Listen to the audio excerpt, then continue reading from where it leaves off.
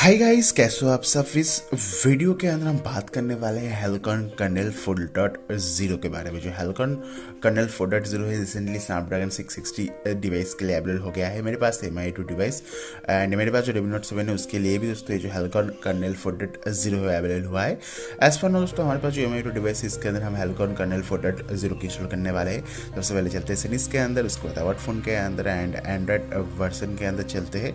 जैसे कि आप देख पा रहे हो अभी फिलहाल जो मैं कर्नेल की यूज़ कर रहा हूँ अपने MI2 डिवाइस के अंदर पार्ट से फोन कर्नेल की यूज़ कर रहा हूँ। अभी हम इसके अंदर हेल्कॉन कर्नेल को इंस्टॉल करने वाले हैं। तो सबसे पहले वीडियो के अंदर आपको मैं दिखाऊंगा किस तरह से आप हेल्कॉन कर्नेल को इंस्टॉल कर सकते हो अपने स्नैपड्रैगन 660 डिवाइस के अंदर। ये जो प्रोसेस है दोस्तों अपने MI2 डिवाइस अपने Redmi Note 7 सभी डिवाइस के ऊपर सिमिलर होने वाला है। तो सबसे पहले आपको क्या करना होगा, आपके डिवाइस के ऊपर दोस्तों जो TLO रिकवरी होगा वो इंस्टॉल होना चाहिए और ऑरेंज फोर्स रिकवरी इंस्टॉल होना चाहिए। एंड आपको पावर की एंड वॉल्यूम आपकी को 3 to 5 सेकंड के लिए होल्ड करके रखना होगा। ठीक है, मैं यहाँ पर मैजिक के मैनेजर के साथ रिकवरी के ऊपर जा रहा हूँ, तो कोई झंझट वाली बात नहीं है। तो सिंपली रिबूट टू रिकवरी हमने टाइप कर लिया है एंड अभी फिलहाल हमारा जो फोन है दोस्तों रिकवरी के अंदर जाएगा। रिकवरी के अंदर जाने के बाद आपको नीचे डिस्क्रिप्शन बॉक्स में जो लिंक्स में प्रोवाइड कर दे रहा हूँ उस लिंक से आपको दोस्तों डाउनलोड कर लेना होगा कर्नेल को। एंड यहाँ पर आपको MIUI HMP एंड EAS देखने को मिलेगा।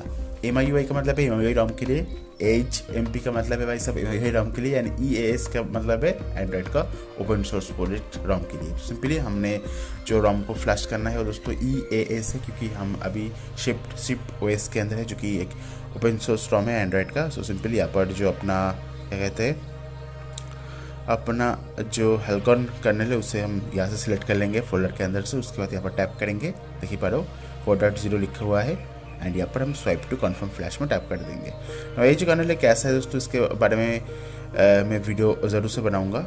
सो देखते रहिएगा वीडियो को अंत तक। मतलब अभी फिलहाल फ्लैश करो, उसके बाद थोड़ा सा टेस्टिंग करेंगे, उसके बाद जो वीडियो है वो आएगा।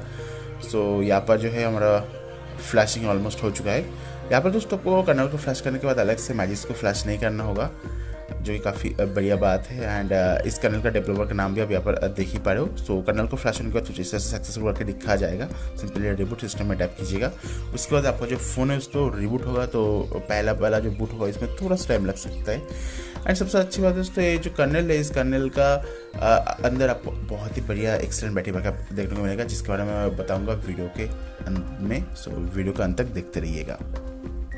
सो हमारा फ़ोन हो चुका है दोस्तों यहाँ पर बूट एंड नाउ चलते हैं सेटिंग्स के अंदर एंड अबाउट फ़ोन के अंदर। एंड जैसे कि आप यहाँ पर देख ही पा रहे हो कर्नेल वर्जन के अंदर हेल्कॉन EAS 4.0 का मैंने इंस्टॉल कर लिया है, जो कि 8 मार्च का बिल्ड है। एंड जैसे कि आप यहाँ पर देख ही पा रहे हो बहुत ही बढ़िया बात है। सो आपके सामने दोस्तों कुछ इस तरह से आप अपने एंड्रॉइड डिवाइस के अंदर अपने Redmi Note 7 MI2 डिवाइस के अंदर हेल्कॉन कर्नेल को और कोई भी कर्नेल को फ्लैश कर सकते हो। बहुत ही ईजी है, आपको सिर्फ TLO रिकवरी से कर्नेल को फ्लैश करना होगा। ठीक है, मैंने सोचा है दोस्तों ये जो कर्नेल है इस कर्नेल का रिव्यू अलग से आएगा इस वीडियो के अंदर। सिर्फ मैं आपको इंस्टॉलेशन प्रोसेस बोल दिया। अब इसी तरीके से दोस्तों आपको अपने किसी भी डिवाइस के अंदर किसी भी कर्नेल को फ्लैश कर सकते हो। बहुत ही ईजी होता है। सिंपल TLO रिकवरी में जाके आपको कर्नेल को फ्लैश कर देना होगा, उसके बाद रिबूट कर देना होगा, बूम आपने कर्नेल को सक्सेसफुली फ्लैश कर लिया है। होपफुली आपको ये वीडियो पसंद आया होगा। प्लीज़ इस चैनल को सब्सक्राइब करके घंटी वाला आइकन को दबा के ऑल सेलेक्ट कर देना, इंस्टाग्राम में फॉलो कर लीजिएगा। Thank you very much, bye bye. And Helcon kernel 4.0 का रिव्यू जो है जल्दी आने वाला है।